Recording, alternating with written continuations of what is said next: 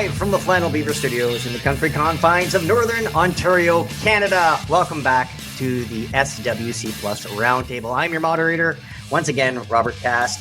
And today, we tackle Solo, a Star Wars story retrospective. But fortunately, I don't have to do this alone. I'm going to go quickly around the horn, introduce everybody. All the way from the left coast here in Canada, my good buddy from the 501st and the Generation X-Wing podcast, Rob Williams. How you doing, Rob? Hello, everybody. And you have you brought along a friend from your podcast. I brought a show and tell. This is my pet, Steve 3. Don't make eye contact. He'll bite. Good morning, everybody. Fellow 501st member. In fact, some would say he was in there before I was. I think everyone would say that. I think everyone was in there before I was. So, Steve, this is your first time on the roundtable. So, just real quick, introduce the people to who you are and what you do and how do you. And you can blink if you're being forced to hang out with Rob. Will. Oh, there he goes. Okay. Look at those. Is the video live? Is the video yes, live? Yes, it is. Yes. Okay. Yeah, we're blinking hard. No, it's Steve here. Steve 3. 3 comes from the 501st. We have many Steves in our garrison, in the Outer Rim garrison, and I was the 3rd. So I have had the insignia of 3 for many years. Steve 3, active member with the Generation X-Wing podcast, avid cosplayer, and stalk the realms of Instagram whenever possible. I'm not sure if I can put my handle up here because we're going to keep it clean today. but we can post it in some news somewhere, or just tune into Gen X and we'll pop it down there. But yeah, I'd like to make fart. Yes, that's clean. To make things, like to wear things, and generally dress up as much as possible and have fun in the world. Fantastic. All right, we're gonna shuffle all the way to my province for the Americans out there. Our good buddy from the Sandcrawlers. Province? I don't think we say province. You don't say? Well, we do. So snooty. It's province. It sounds like a shampoo. Yes. All right, province. From the Sandcrawler podcast, Mike, welcome back to the roundtable. Howdy, folks. How's everybody doing today? It's a beautiful day in Southwestern Looks like you're sporting Ontario the Rachel just in time. That's awesome. So Mike out here, he's part of the Star Wars Commonwealth Plus group and part of the Sandcrawlers. So again, welcome back to the podcast. And of course, it's not an obligation, but we enjoy having Americans on the show. Token American on the podcast. A token American. Whoa, hang on. But don't tell his fellow Americans, but I think he's a socialist. So Ben from the Skyhoppers podcast, welcome back. Glad to be here as always. Excellent. I'm sorry I outed your socialism. That's all right. I do it all the time. It's nice to see the social media borders are now open again. Welcome. Yes. Cool. Yeah. Well, we don't know. We don't know if we're airing in the States. There could be a. Yeah. That's true. Embargo. That's true. Yes, Before, exactly. We were stopping them from coming up. Now they're stopping us from going down. Wait, what? Yes. The borders. I thought we were keeping this one clean. Yes. Oh, okay. Sorry. Phrasing. Intended that way, but there you go. There we go. Okay, so Star Wars. Solo, a Star Wars story. Pardon me. We're finally tackling this one, and hey, after this, I only got one more to go. So this has been a long time coming. This is right off the bat. We're going to go around the horn. Rob Williams, of course. This isn't a beat by beat for those not in the know. We just ramble on about one of our favorite Star Wars movies. So, Rob Williams, yes, what sir. did you do for this Star Wars movie? It wasn't a Christmas release; it was in May, I believe. For Solo? Yeah.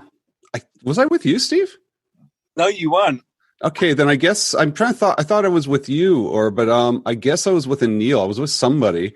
I honestly don't remember much about what I did. It becomes that point where it's, in the first Star Wars movies, I remember when I was in a drive-thru at the age of -3, but now I'm just like, Star Wars movies have been coming out and out again and again. You just kind of like, I just enjoy the movie. So I think I was in Coquitlam. I think that's what it was. I think I was with Neil and just having a good time with the movie. I really enjoyed it. So it was just, yeah, I honestly don't remember. It's weird now that I just. So basically, what you're saying, milestone moment. Generation X-wing had a podcast night, and you failed to invite Steve. Is that what's happening? Oh, Steve. Yeah. Well, now that you've ruined it, I'm just backup, man. I'm just backup. If someone else better looking and it comes along, Rob will have him in an instant. Well, that's going to be hard to do, sir. But it's just. That's what you call pulling a bet. Yeah, it was. I think I saw it with Neil, but it was just a matter of enjoying the movie this time, and not a matter of living the moment of the movie. I think that's what it was. I guess it's become that point in our age where, unless it's iconic, and Solo's not iconic, but I just let's go see an awesome movie. That was it. I know it's not the best way to start the round table here, but I honestly don't remember. Well, let's move it over to Steve. Steve, did the 501st have something going on and you didn't tell Rob? No, actually, you know what? The funny thing is I was in Florida, of all places. I was visiting the wife's family, and we were in Florida, and we knew Solo would come out, and we really want, I want to go and see everything, so I don't have it spoiled in today's way of doing that. So I actually went to watch it with her in Florida in some crazy old school cinema somewhere. So that was kind of cool. And it was middle of the day, so no one was there. It's one of those the parts of Florida where it's old people. So yeah, I was blessed to have a pretty empty cinema. I managed to get the topper I wanted on my drink, and I went in there pretty excited to see the backstory of one of the most iconic characters in Star Wars, and the true hero that we've all followed for so many years. So yeah, I was pretty excited to go in and see it, and I just remember sitting through it, and that's what this show will be all about. Yes, exactly. It was a new Star Wars film. So, Mike, Sandcrawlers, you guys do anything special? No, we did what we always do, which is just as soon as we've seen it, we run home and hop on the mics for an hour or so and just geek out about it. Went with, it's a family affair. All the new Star Wars movies have been family affairs, which has been great. Went and saw it, loved it. It flip flops between that and Rogue One as my favorite Star Wars. Right now, it's my go-to, put me in a good mood Star Wars movie. So I like it very much, and it's a Wookiee thing. As he takes, for those listening, as he takes a big swig from his Wookiee mug. What's that, little guy? Did you want to say something? Oh my Lord! What are you doing to that Chewie Wookiee? I thought it was a. That is my. I hope it's a hand puppet, because I don't know what you're doing with that. Costco had these back in the day. I have one of those without the goggles. Yeah, well, these are my son's steampunk goggles that he didn't want anymore. And he has one bandolier, and to give him the double bandolier, as you see in Solo, is my dear departed dog Jake's collar that says boy. Is that Chewie is my co-pilot. Is that the squeezy stomach one that keeps you company? Oh, you need some batteries. Yes. Yikes. So, okay, Ben. What did the young people do when this movie came out? One thing I do want to say very briefly is that I realized my VPN is active, and as far as the internet is concerned, I am Canadian. I'm connected to a Canadian server on my VPN. Fun fact, I just realized. But anyway, it ain't that easy, Ben. It ain't that easy. Am I a citizen? You're now? not apologizing for this. Okay, but anyway, I loved the movie. I will say, obviously, I mean, there are a lot of, I think, social things that happened in the movie that were not handled super well. Maybe nothing that's major, but some touch points, I think, that were a little touchy for a lot of people. I know a lot of people that really do not like this movie. And I frankly don't get it. I don't get that. I think this movie's awesome. And I thought the movie was awesome as soon as I walked out of the theater. Where did you watch it? Oh, I watched it. I think it's the AMC Showplace 12 here in Bloomington. I can't remember. I watched it completely alone. What's the address? I can hit you with the address. But yeah, watched it alone, and I'm just kind of, obviously I love experiencing Star Wars movies with other people. But I think my best viewing of any Star Wars movie is the first time I see it alone. Because I usually what happens is I will go with other people for the first time, and the first time is where a lot of my kind of like, it's almost, I don't know if you all can relate to this. It's like this, like you're almost too caught up in the experience. Like it's a new Star Wars movie, and you're too caught up trying to catch everything on the screen at once.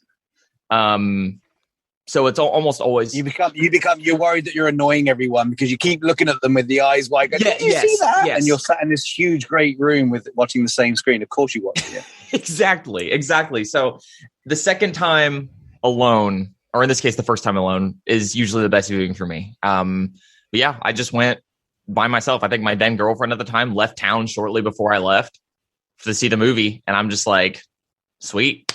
I'm gonna gonna ride my bike over to the theater and watch a Star Wars movie. You went for a carton of milk and never came back, kind of left town? If only, but I won't go into that. No. Some of our dads went out for cigarettes. So we should be. Let's be polite here. Come on. So I went with my wife. We tried to make it a date night. I'm Steve. I'm the same way as you. I don't have to see it opening weekend. I could be patient, but because of social media, I have to see it opening night because I don't want it spoiled. So I could, if I didn't have social media or phone or television or anything, I could let it go. But no, I booked my tickets for opening night, and my wife and I try to go. I have a lot of people, I'm sure with you guys are probably all the Star Wars guy in your group of friends that aren't Star Wars related, right? So it's like, this is what I equate it to. They're always like, oh, let's all go see the Star Wars movie. And Rob, yeah, we'll all go with you. I'm like, well, I don't really want to have to be explaining everything. Like, I mean, it's like, I remember years ago, I had a girlfriend that says, oh, I want to start watching football. I want to watch the NFL. Can I watch the Super Bowl with you? I'm like, that's not the game I'm going to go watch with you. That's not where I want to start explaining first and second downs and this and that. Like, let's watch any other game. But that game's let's sit at home and watch the Clone Wars or any of the movies on my digital or my DVD or my VHS or whatever I got. Any format you want. But my first viewing has to be like my wife. She's great. She's down with it, and she gets it. She gets it exactly. So that was my experience with Solo. But real quick, let's get the elephant in the room. Is Ben mentioned a lot of people poo-pooed this movie. I think they changed directors right in the middle of it, and Ron Howard took over. He did a great job. So they had the excuse to push this back to a Christmas release, but and everybody would have been fine with it. But they had they still went ahead with it in May. And we just came off the heels of The Last Jedi, which was divisive on social media. If you like it or love it, whatever it is, this was the first movie where the marketing failed horribly, in my opinion. And this is where they said it has Star Wars on the marquee, so everyone's gonna go. And because we've just been overdosing on Star Wars, it didn't work that time. This is where Disney got bit back with people went because it was Star Wars, but it didn't. People didn't flock to it like they did the other releases. Ben, you look. Yeah, I agree. I don't think the advertising was all it could be for sure. I really don't. It was pretty lax. Yeah, they just rested on their laurels, saying, "Hey, it says Star Wars, so of course it's going to be." It was basically the Millennium Falcon, right? Right. Yeah, exactly. It was pushed to be it was like the Millennium Falcon movie. That's all I ever remember seeing. I don't really remember seeing the characters or Lando and the Millennium Falcon is really what I got out of the advertising for it. Yeah, exactly. It was a prequel, and prequels that has a dirty taste for some people. And again, I like the prequels. Ben smiled. Ben grew up on the prequels. So, around the horn. I'm going to go back around the horn here. What are your for those that have notes or not notes, what are your favorite parts of this movie? Again, we're not dissecting it scene by scene. Rob Williams, what are you thinking? You like Dude, when you just talked about all that, I totally forgot You forgot that crap. I know. I had to get it out of the way. And that's the thing. That's the point of. That's the thing I've taken out of movies lately. I don't care what anybody thinks. I'm not on Twitter listening. Oh, I wonder if so and so likes it. I really don't care. I forgot Ron Howard was directing this until I saw Clint. And I was like, oh, of course. I love Clint. Clint's canon now. # Clint canon. But it's like I forgot that he directed it, but then I totally forgot about all that talk. And I just looked at how much it made, and it made like, I guess, 93 million. And it's amazing how that's not a success in our lives anymore. It's not a Star Wars. Right? It's not a Star Wars success. It's not a Star Wars, and I don't care. It's a great movie. I loved it, and in the long run, it just wasn't matter anymore. But that being said, I realize it matters because at the time, that's what they're looking at. That's what they're examining. That's what they're, okay, this wasn't enough of a Star Wars hit. So let's not do a Solo 2. And everybody's hashtagging that. So I don't know. Maybe that's a bad way to look at it, but it's just like, I just enjoyed it for what it was, man. I don't care about the controversy. In fact, I still am kind of confused on what is so controversial about this. All right. Okay. So favorite, again, you can grab all the icing off this cake because there's a lot of obvious parts. Favorite parts about this movie? Like, what is it ticked a lot of fan boxes. I know it has a lot of, I'll get to my opinions after you guys have your turn. But Rob, what it was, we all know we like the movie. I mean, that's why we're all here. Well, I don't know about that. Steve, what do you think? You know what? I think if I look back at it and we keep talking, like when Rob just said about the fact that you were done like with expectations, we're going in there with a fully loaded brain of like, this is going to be everything I like personally imagined it was going to be. And then everyone ends up leaving because they're disappointed that he didn't get what they thought they were going to get in their head.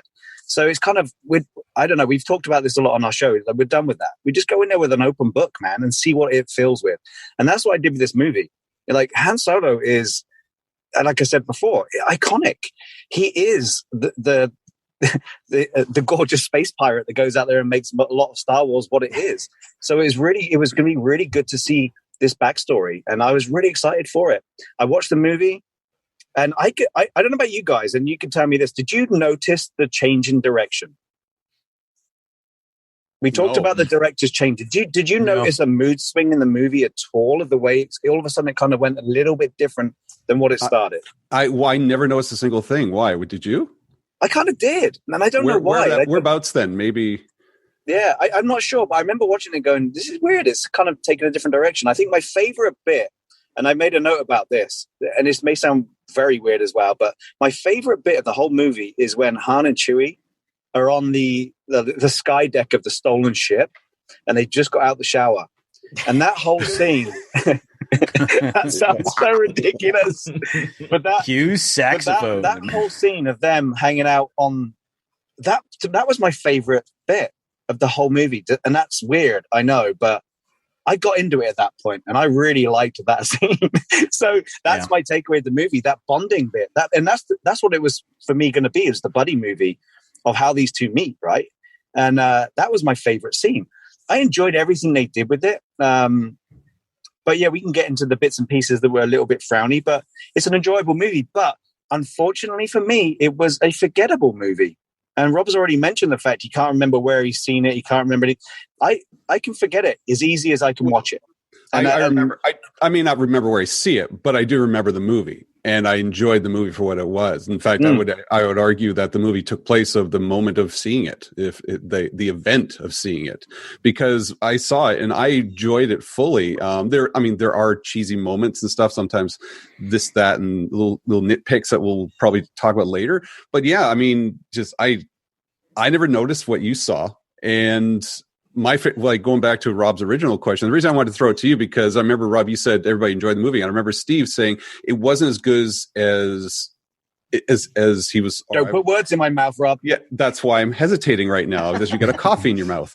But it's just, it wasn't as good as, you didn't enjoy as much as we did, I think is what I'm trying to say. No, I don't think I did. And I don't know why it is. And I think the other reason for that, and tell me if I'm gabbling on too much, but I think one of the big reasons for me is Ontario Rob was saying, you indulge yourself into the movie. You go there on your own, and like a lot of us have said, we go there on our own. We want to take it in, and we want to watch it and enjoy it. And to me, I have to be in the movie. And I think there was too many famous faces in the movie that kind of brought me out of it. And I think that was probably the big thing. You know, I'm a big fan of all the people that are in the movie. I really am. But it's probably because of that I couldn't delve myself deeply into this story. And I think that's what brought me out of it, to be honest. Well, it's funny you say that because I haven't seen Solo in quite a few years now. And when you talk about so many famous faces, we've just gone through a whole couple seasons of Mandalorian and they've been dropping somewhat famous faces there. We've had a bunch of other movies since, and I'm kind of getting used to it now. So seeing people like crying out loud, Woody Harrelson. Well, Woody Harrelson alone, I have a love for Woody Harrelson as it is. Woody was my nickname in high school, for crying out loud, because they all thought I was like Woody Boyd from Cheers. I hope it's for the looks and not for the brains. But it was just like when you see like Voss out there, these are famous people doing Disney shows now, and it's kind of removed that sort of famous people doing Star Wars stigma. And so I guess looking back at it now, it didn't bother me. And like, it's just, I was surprised how much, I'll go back to your favorite moments. Well, some of the famous moments were actually my least favorite moments when I originally saw it. Leet doing the rise of the uprising and screaming and yelling and being very just like freedom fighter. I didn't like it at first. I found myself laughing at it now because it was entertaining. It's an uprising of droids and Wookiees and all these people, and she's standing there going, "Freedom!" like William Wallace in Scotland. It was it made me laugh, and it became one of my favorite moments. Yep. Well, that's what this movie was like. Again, I'm going to throw it to Mike. You have any key moments in this thing that again, I have a few sitting right on my tongue there, but what do you think? Yeah. Well, like Steve sort of started saying it for me, which was the Han and Chewie. To me, it was their movie, and we finally got to see Chewie being more of an actual person instead of just kind of in the background. You mentioned the scene up on that ramp there when they're flying, and like Chewie shrugs. Like, it's just very natural, very human. My inside joke about that scene is we never did hear his nickname. Right. Yeah. Says, well, I'm going to give you. Yeah. So that's a plot hole as far as I'm concerned. But no, just that was my favorite part there is seeing their relationship. Reading comic books for however many years where they could expand on stuff like that, and actually seeing it on screen when they're doing the train heist and Chewie just about flies off the side of the train and Han grabs him and little close there, buddy. It's like, that's what I wanted, was the buddy movie angle. And it was great for that. As far as the casting, like my only frame of reference, like for someone like Paul Bettany, was him being in the Avengers movies, where he's a quieter good guy. So I was all up for him being a villain in this. And I liked how he was sort of small scale compared to what we've seen in the past. You know, he runs a crime syndicate, but he wasn't, Vader level bad guy, that kind of thing. So it was cool to see too. But it's a lot of fun, as Star Wars should be. It's not as heavy as some Star Wars has been, which was something I really like too. I need these movies to make me feel good at the end of them. And this is one that just, it was just so much fun. You have lines like "flood the intake and sweep the bilats." Like, if I ever get a tattoo, that's going on my arm. This is such a great line.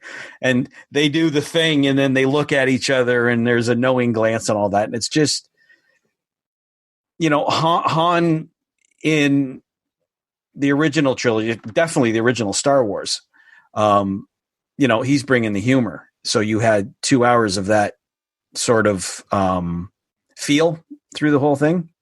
I loved it. I just loved it. I think they did a great job too of taking I felt a lot of the things, like a lot of the aliens you saw, which were some we saw in Rogue One, but they're sort of like next level from rubber masks in the cantina. And it was like they were, George always said he wanted the movies to be more than they were. And I feel like with this one, if George was going to make a new Star Wars, he would have made something close to this because of things like that. It was great. It was great. Excellent. The L3 thing, I think, it felt heavy-handed the first couple of times I saw it with the whole Rise Up and Rebellion and all that, but it's yeah, sure, why not? 3PO's a pain in the ass and is always nervous. She has a cause. Yes, perfect. End of the day, she's a droid, so let her have it. I guess she ain't the droid anymore. Well, Ben, favorite. You said you like this movie. What are your favorite parts about it? Did it tick any boxes, or what is? Not well. Boxes. As someone who, I know you're all going to scoff at me, as someone who tends to get a little hung up on. I don't want to say hung up, but on what is canon and what is not. This is it's something that something that doesn't really affect my enjoyment a ton, but it's something I think about a lot in a meta sense. I didn't have a ton of boxes that needed checked. But if we're talking just broad strokes, I was happy to see all the Legends callbacks and things that were not necessarily, like Han's origin story, people call it the Oliver Twist kind of origin story on Corellia. It's that's not exactly the way it was in Legends, but it was pretty close. Close enough that I'm clearly inspired by. I like that. And that there's a lot of things there are, Lando drops references to the 3 old L. Neil Smith, Lando Calrissian Adventures books, just at various different points. But overall, I think the thing this movie does the most strongly for me, not the most strongly, but really up there, is the action just as a whole. The Kessel Run, it's one of my favorite things in Star Wars. I think it's amazing. Yeah. And I don't understand people who actively dislike it. If it's not your thing, it's not your thing. But I just don't, because to me, it's just nonstop. There are so many cool things happening in it. Well, we all know we wanted to see the Kessel Run.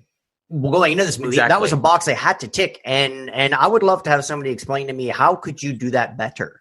With the stakes. You mean they gave it, they made it difficult, they made it riveting, they made it high action, and they raised the stakes so high, and everything down to they're falling into the gravity well, and then here's the special fix, and Beckett injects the stuff there, and it's and then it doesn't work, and it gives you that heartbeat, and then boom, they're off. It just. Right. And that was good. The fall back in and the engine's failing because there was too much, and then igniting again. That was good. It's the Falcon. Of course, it's going to do that. Well, then it also takes that one line, right? Oh, I made the Kessel Run in less than 12 hours, and it's well, cool. You ran a race in high school. Good for you, pal. You won gold. But no, it's how he ran the Kessel. Well, they said nobody can do it in under 20, so we got that canonized, and then of course Chewie saying, well, he's well, no, I rounded down. So everybody's oh, not if you rounded down, buddy. So yeah, I Ben, I gotta agree with you. That was a few things right before that scene when Kira gives up her co-pilot seat to Chewie, and then of course the John Williams score kicks in. It's just oh come on, that's it. That's what we want. I love how they did the when they're playing cars and they're gambling, and we think this is where Han's going to win the Falcon, and it gives us that little no, he doesn't. So it if you know Star Wars and you're waiting for this movie and you're thinking, oh, I'm going to see the Kessel Run. Han's going to win the Fawns. Han is going to win the Falcon. Hey, they both hit the jukebox or the console. He would be a great addition. Get Henry Winkler in there. Oh yeah, what a great addition. Well, like I said, Harrison Ford hits the console when it doesn't work, and it lights up. I just caught what you said, Fawn Solo. That's awesome. Hey, so I love the misdirection That's great. I love how Han shot first at the end of the movie. He shot Beckett. Like, that's fantastic.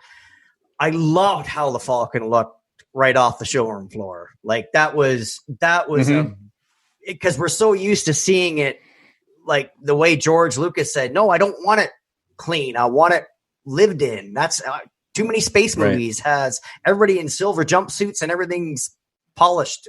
It's like, no, this is a smuggler ship. I love how it looked.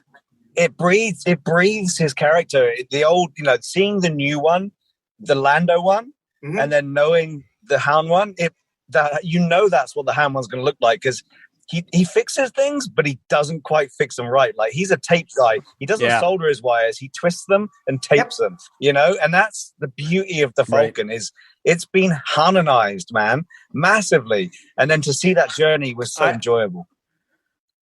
Totally. And I think, like, for example, in Empire Strikes Back, right, when they're on an Echo Basin, it's that one goes there, that one goes there. You're taking all this apart. It's Chewie's not doing it wrong. Chewie's like, look, we're going to fix this damn thing. But before and Han's like, freaking chewing gum and baling wire. And let's get to it. We'll fix it another time, because he's not, right? He's not responsible enough. It's to get to the next thing. So that's like agree, Ben, 100%. You can probably understand. I remember doing a gig and I blew a fuse on a guitar amp. And I had to wrap it in cigarette tinfoil and put it in, and and just to get me through the gig. And doing that, it's kind of like having unprotected sex. Not to get graphic, but because you don't know, it's like it blew for a reason. But I got another set to get through, and that's how I think. And of course, did I ever address the problem? No, I still got an amp with a cigarette tinfoil. I haven't smoked in 13 years. You know what I mean? Like, so I understand, like, it's just one of those things where it's like, yeah, it gets you through in the moment.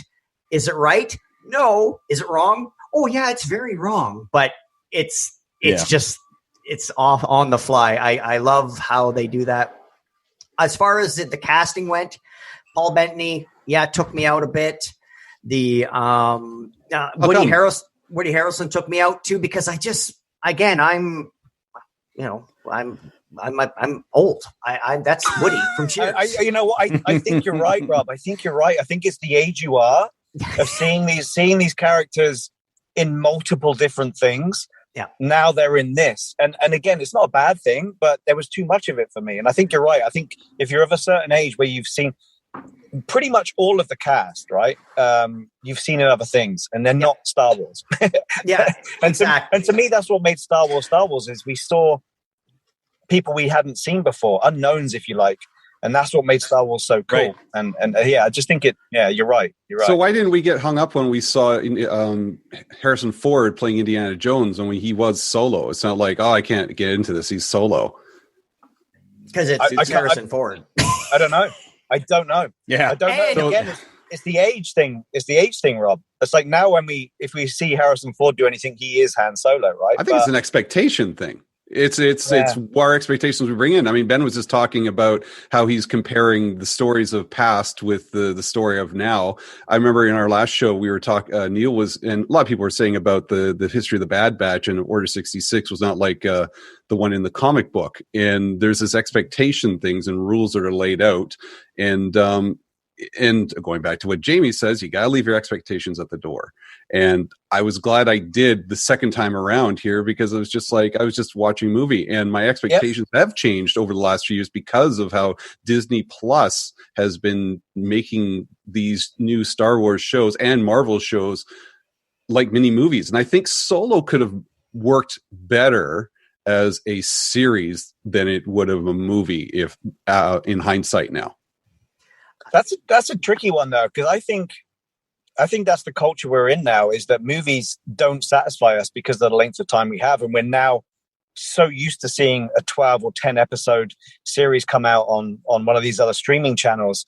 And I think I think that's just the way we're being pushed, is to say, it wasn't quite enough. It would have been better as a series, because we want more, and you can't get that in 2 hours. I would have loved to have been in the writing room when they mentioned when they plugged in the droid into the Falcon. L3, yeah. When they my apologies, everybody. I'll flog myself later. So new host. Yes. So when they plugged in Ellsby, and of course it goes back to when they plugged in 3PO into to talk to the Falcon, and he's like, oh yeah, it's a peculiar personality, and then they actually gave L3 such personalities. Phoebe Waller-Bridge, like, just if you saw the her in her mocap suit, where she's swinging her hips and like she really feminized and straight. It was just awesome. Like she really laid on this personality, and just even sitting talking with Kira in the Falcon, she puts her arm up on the rest. Like it just, and I wonder if it was, it was, if somebody just said, oh, you know what we should do? Because if it was because she did this great performance with such personality, and then I would love to know how that got connected, or somebody just wrote that. Was she directed to be that way, or was she just that way? And they're like, you know what, this works. We're going to change it a little bit. Would it be a great idea if part of the fix is plugging her into the Falcon, and then of course because she's such a dynamic actor and given this droid such personality, it's perfect. Like it's really great. Like, I know a lot of people eye rolled, but for me, it was like, oh, like I heard 3PO say that years and years and years ago. Like, yeah, man, like, so. Well, I remember listening to Ben's show when Solo came out, and the frustration with on some sides. Yes, I do listen to your show. It was episode CMQMPTIII. And I'm thinking mostly because that episode was that episode had a lot of negativity in it, and I would love to. I mean, we went back and basically redid a Solo episode. Well, it was interesting because you guys were talking about what you're reading, and one of the things that came up was the social justice warriors, and it was just like, yeah, you know what, that is kind of like that, but it was kind of like a parody of it in a way, but also kind of a realistic.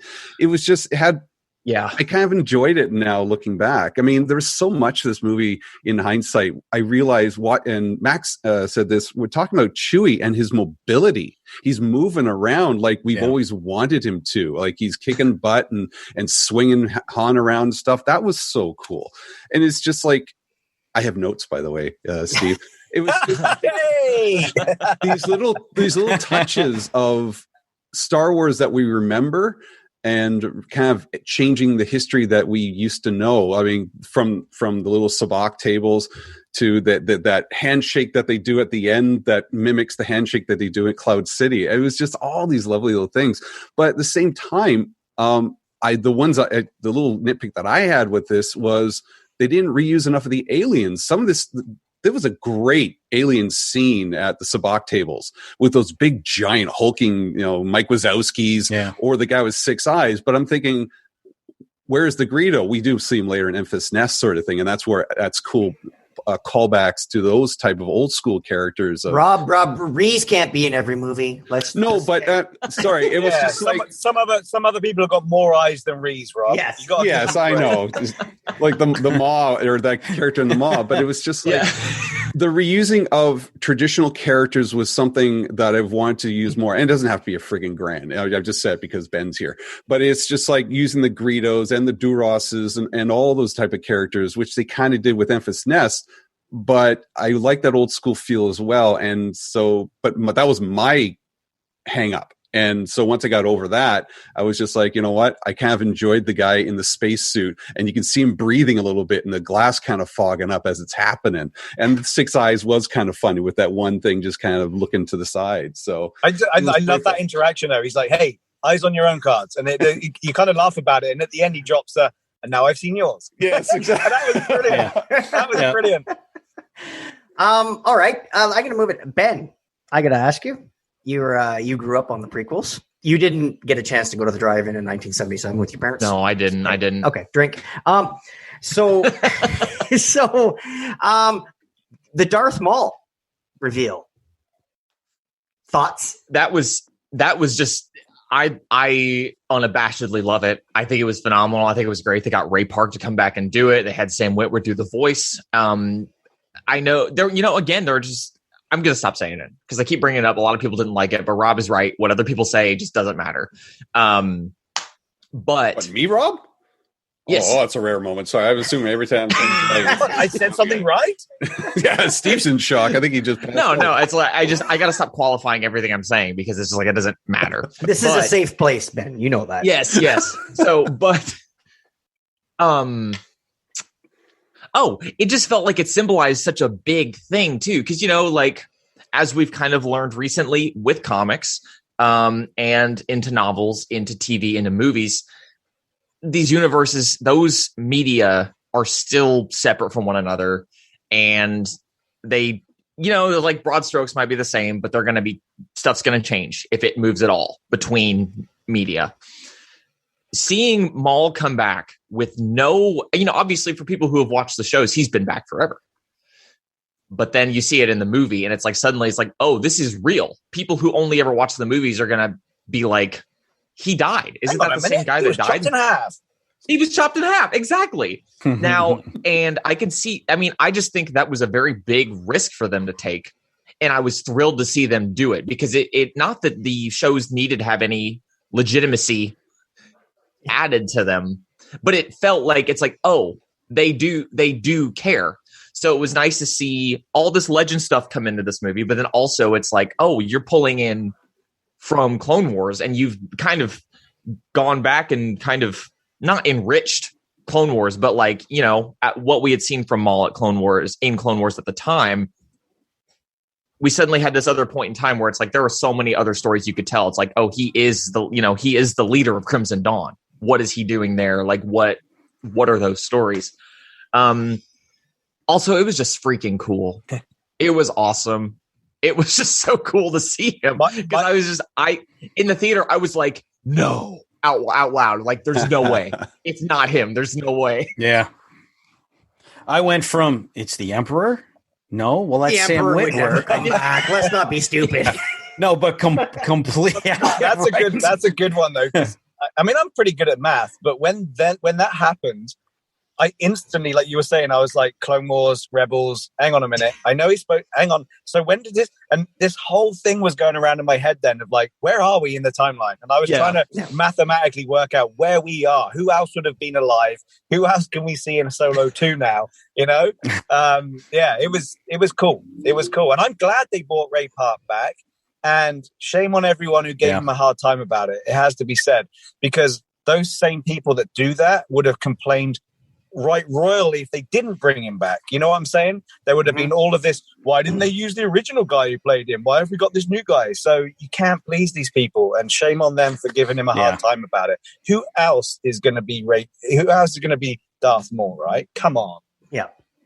Mike, what were you? That's the internet side of Star. No, sorry. Go ahead. What were you saying there about when you?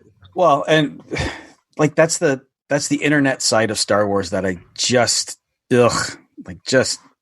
let it go. Just yuck. You started at the start of the show about the issues with new writers and the new director and all that kind of stuff, and that I don't pay attention to. Probably because of Solo, I don't pay attention to any of that going forward, because read the J.W. Rinsler books about the original trilogy. You want to know what movies never should have made it to screen? Star Wars. Like, they're just a cluster bleep of mistakes and over budget, and the fact that they got made is a miracle. So I kind of know Ron Howard as a director. I know he's that voice on that one funny show. I had no idea who Lord and Miller were. Just give me the next Star Wars. The idea that George always had was, well, I did my story and I'm going to let my friends come in and they can do what they want with it. And that's how, at least with Rogue One and Solo, that's what I love about them, is it's somebody else's take. And it doesn't matter to me what went on going up to it. These aren't family members. This is something I pay for and consume. So I go in the theater. What's on the screen is on the screen. Whether it's the hug from The Force Awakens that Chewie and Leia never had, right at the end, that JJ apologized for it. No, they didn't hug. It wasn't in the movie. Say what you want afterwards. It's what's on screen. And as far as the writers and the tones and did this and that go, what's on the screens on I do remember people getting upset because Kira was in this, and it was like Han had a love affair, I had love before Leia, and the little dice thing and give it to Leia. That was from Kira. It was all that weird stuff. Right. It was just like, did you guys all marry your high school sweetheart? Like, I don't get this.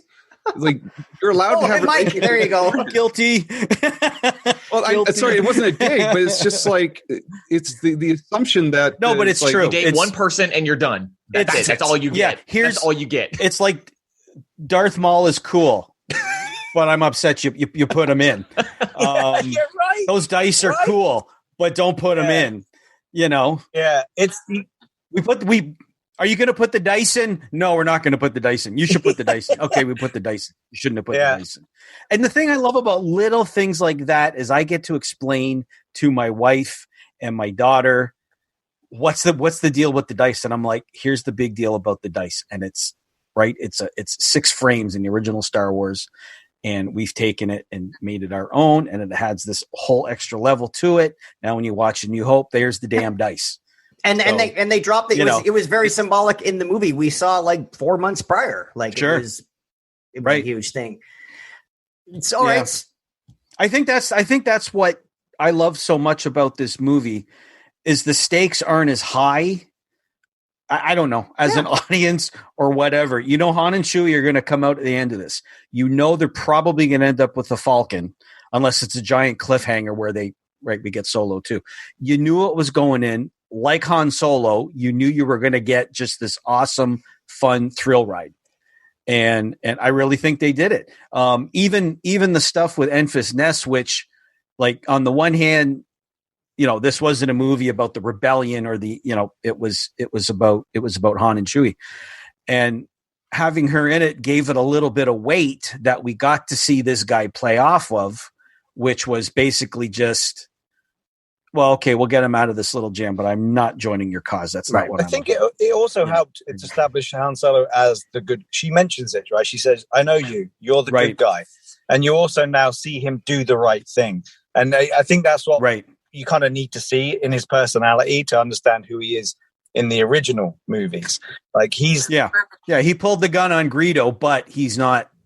Yeah, he's a smuggler. He's trying to get money, but it takes you back to Hondo, right? It's like the Hondo character, right? So he's a pirate. Just also mention how awesome Erin Kellyman was as Enfys Nest. Oh my god! And then seeing her in the Winter Soldier, damn it, she's awesome. And I just almost love her like attitude. Enfys Nest in a different timeline, Rob. You know what I mean? No, I didn't say that. Right, but it is. It kind of is. I guess you're kind of right. She was a kind of a rebel. She was kind of fighting against the power. So I guess I see what you're saying. Okay, so Rob, we got you on the mic here. Final thoughts on Solo. The fact that again Clint Howard as Ralakili is the highlight of my life. I remember before this when we found out Ron Howard was the director. I was like, please put Clint Howard in there. Of course he was. And his name Ralakili sound like Malakili is just like it's geekasm everywhere. So it's just, I was really excited, but I love this. I don't know if we can do a Solo 2. I don't know how you do that. This kind of it. I think it might be good just as a one-off, but if whatever, I really enjoyed this movie. Had a lot of fun. It was action packed. Had the nerd Easter eggs for me. Love it. Steve. Pretty much the same thing. I think if you did a Solo 2, you'd be like having a really nice cup of coffee and then saving a bit at the end and trying to drink it the next day with the hot water on top of it. It just wouldn't be good. I think. How's the coffee going for you, Steve? I think if we were to do, we know we got Lando coming. If we were to do inserts of Solo, if we were to use some of the characters on that, I'd be happy with that. I think that'd be great. There's still so many stories that could be told with this character. The movie's a good movie. Like we always say, did you go there? Did you enjoy it? Did you laugh? Did you cry? Did you have excitement? Yes, it's a good movie. I don't own it. So I think the only way I can sum it up is I don't own it. But I think we've got to give a little shout out to the handing over of the DL-44. I like the way it happened. There was no mention. It was a focus, but a soft focus on the fact this is his weapon. This is an iconic weapon, man. And they handled it pretty well. He dismantles his rifle and hands over the DL-44. And they didn't focus and stick on it, and there was no fanfare. I like the way the 44 got into the hands of Han Solo. So that's how I'll end it. Real quick to add to that, he is cool to see a Han Solo that's so naive and young, but and try to act like a badass even in his older age. But he's so nostalgic and clings on to the old stuff, and I kind of like that how they built that character. Yeah, absolutely. Mike, final thoughts. Final thoughts. Can we do another hour on Woody? I really liked Woody. Toy Story. Toy Story retrospective is coming up there on a different feed. So. There's a snake in my boot. Steve, what you're saying about about Han's blaster, right? Before he hands it over, he gives it a kiss, throws it over to Han, that kind of thing. I liked their relationship, even though he was the bad guy. I think if they could have had the plan go another way, they'd have been that makings of a great team that he mentioned. So, like I said at the start, it's currently my go-to put me in a good mood movie. It's fun, it's exciting. All the aliens. Where's my Therm Scissor Punch action figure? That's my only. You know what? My only disappointment in Solo is we didn't get all the toys that I thought they could have. You collect? I couldn't tell by looking at right. Few things. Right about third shelf down.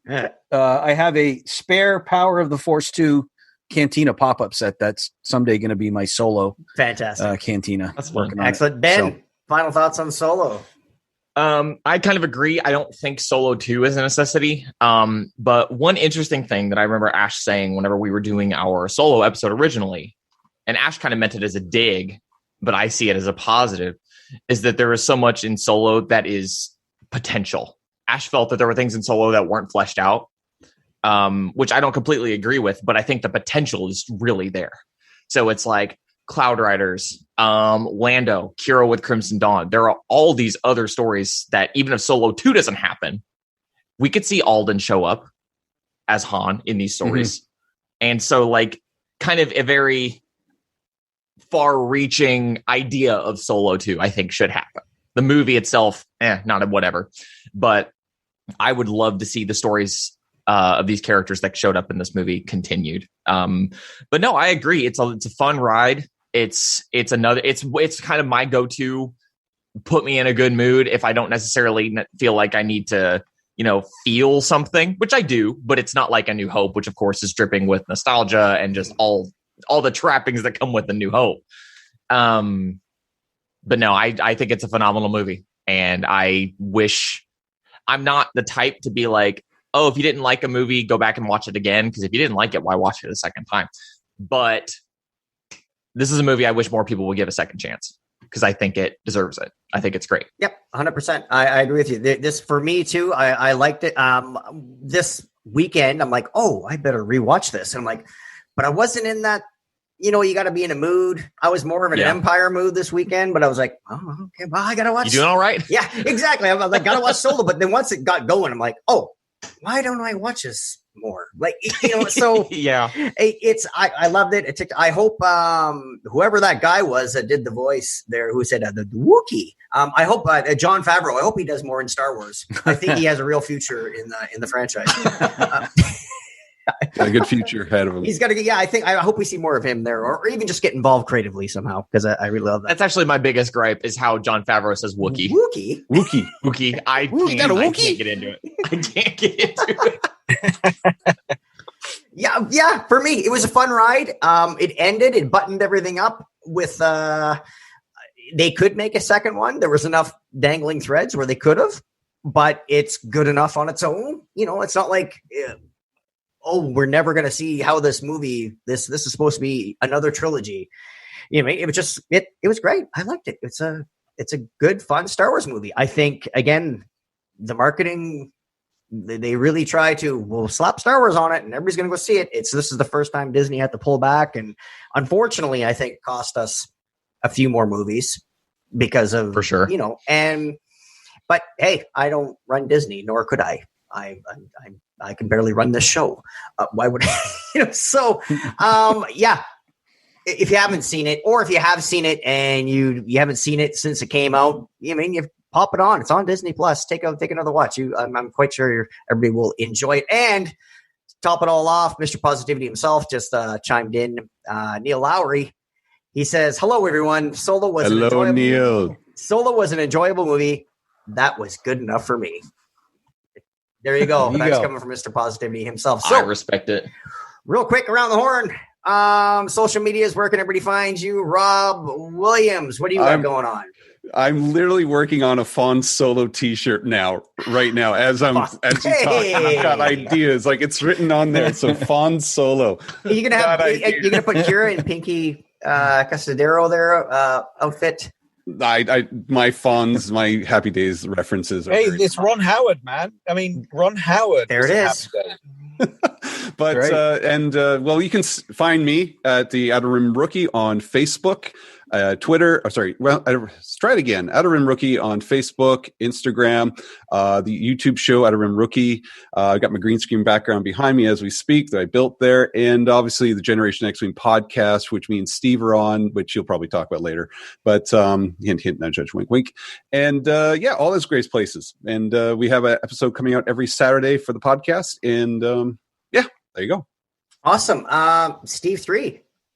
Are you on the socials? Or are you? Can people? I am on the socials. Is it okay if I drop my Instagram handle? I may have to use a slightly, probably acceptable cuss word.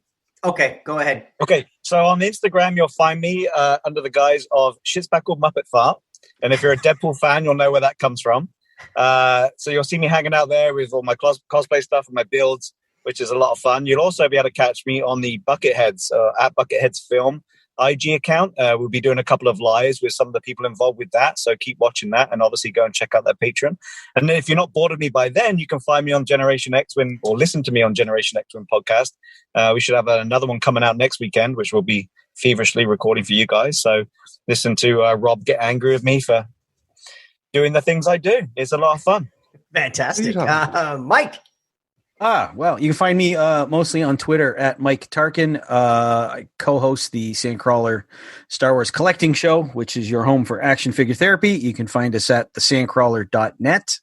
We're currently in full website mode where we haven't done a show in a couple of weeks, but we're collecting photos and stuff. If you're a Star Wars collector with a Star Wars room, you can shoot us photos and we'll post them on our site. And it's Memorial Day weekend in the States as we're doing this. And what a great time to get outside with your Star Wars figures and play outside. And you can also send those to the to the Sandcrawler, sandcrawler.net, at Sandcrawlercast on the Twitter. And thanks for having me back again. This was a blast. Fantastic. Ben. And again, Ben's patron, if I've said it before, your pre-show podcast is worth the patron. So go ahead and tell the good people about your show. Yeah, we do. I'm on Skyhopper's podcast with some of my good friends. We do have a Patreon for as little as $1 a month. You do get access to roughly, sometimes as much as an hour of us basically screwing around before we record the actual podcast, just kind of catching up on live chatting. It gets pretty wild sometimes. There's some stuff that goes on, but so patreon.com/the Skyhoppers podcast. You want to check that out. I also do a podcast with one of my hosts from that podcast called The Bro Skywalkers, where we talk about Legends books. I'm on Twitter at Ferretliciously. Don't ask me to explain it because I won't. That's about it for me, I think. Fantastic. Excellent. And again, hook up, get on everybody's patrons here because it's well worth the price of admission. So you can find me. I'm Robert MMCast on the Twitters and the Instagrams, and you can follow me at this is other than the Showrunners podcast. If you haven't heard that, that's a new podcast. It's a monthly show we're doing with Mark Godsiff, formerly of Talk Star Wars. He's back at the mic. We lured him back in. We got Kyle from Tumbly Saber, Tim from the Nerd Room, and myself. So it's basically, well, we're all showrunners. And it's basically all us got together. And it's not strictly Star Wars. It's all things geek and nerd and everything you love.